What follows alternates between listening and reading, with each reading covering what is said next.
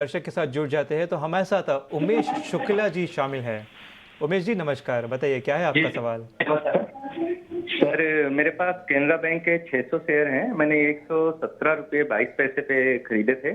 जी। तो ये अभी लगभग 2 महीना हो गया, कोई चेंज नहीं हो रहा है, इतना ही चल रहा है और आगे मैं 3 महीने और रुक सकता हूँ सर। जी बिल्कुल। अक्षय जी आपके पास आना चाहूँगा। कैनरा बैंक पर इनकी खरीदारी है 117 के भाव से, वहाँ से देखें तो स्टॉक 5% नीचे आ चुका है।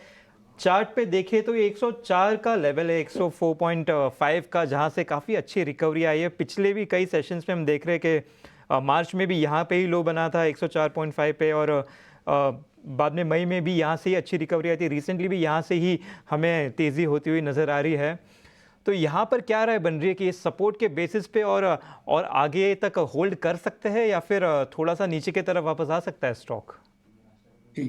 तो 3 महीने का आपका होल्डिंग की क्षमता है। तो एक प्राइस पैटर्न जो अंश आपने सही कहा कि मार्च और मई में 2 बार 105, 108 के स्तर से बार-बार ये स्टॉक उछलता है। तो बहुत ही एक स्ट्रॉन्ग सपोर्ट ज़ोन है, जहाँ से बार-बार स्टॉक में डिमांड लेके आ रहा है। वॉल्यूम्स भी काफ़ी हुए हैं। इस बार भी अगर आप देखें तो वही स्तर से स्टॉक ने एक रिकवरी करी है और एक हिस्टोरिकल प्राइस पैटर्न है कि जभी भी ये इस 105, 107 के स्तर से उछलता है तो 125 तक चलता है। तो यही हिस्ट्री रिपीट होगा क्योंकि जो लॉन्गर टर्म चार्ट्स है कैनरा बैंक के अभी भी काफ़ी मजबूत है। तो 125 के जो स्तर है शायद आपको 1 से डेढ़ महीने के अंदर आपको वापस मिल सकते हैं।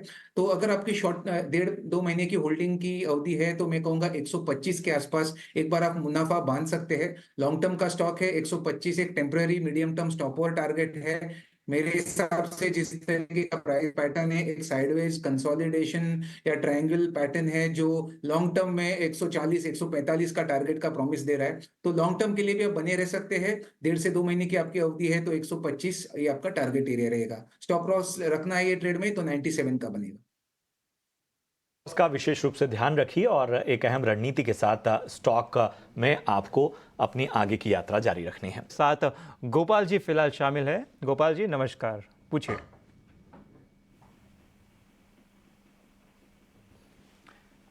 गोपाल जी बताएं।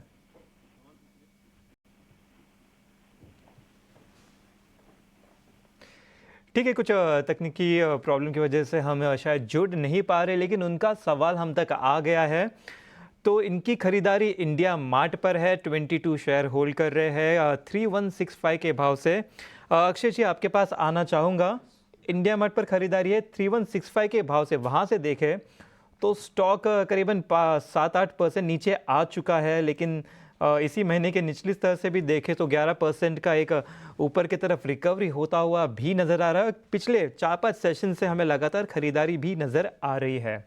तो यहाँ पे क्या व्यू बनता लग रहा है कि इनके परचेज जो बाइंग प्राइस है वहाँ तक जा पाएगा या यहाँ पर थोड़ा सा सुस्त होने की उम्मीद की जा सकती है? साथ ही साथ एक स्टॉप लॉस भी बता दीजिए, अगर नीचे की तरफ जाए तो कहाँ पे एग्जिट कर सकते हैं?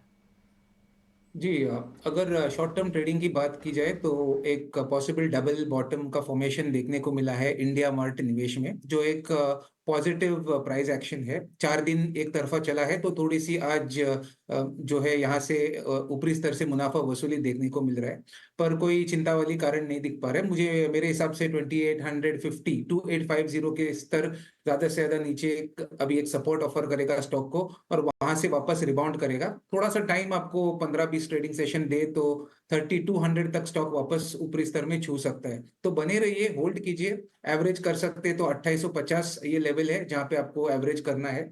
स्टॉप लॉस आपको रखना है ट्रेड में तो 2775 का बनेगा और टारगेट एरिया जैसे मैंने कहा 3200 बनेगा।